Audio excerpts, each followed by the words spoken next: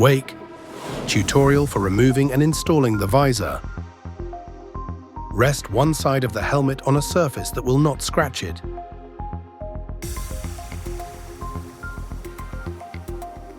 To remove the visor, pull the lever.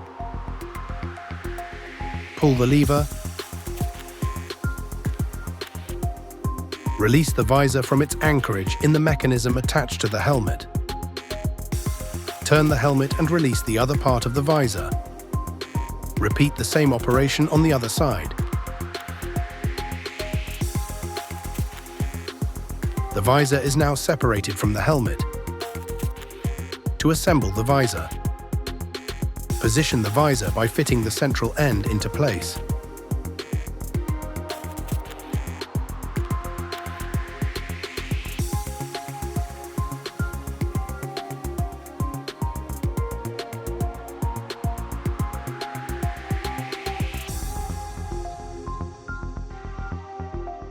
Pull the lever.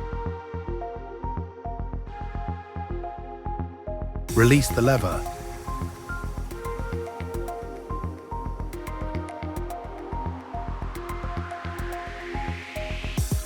Turn the helmet and repeat the same operation on the other side.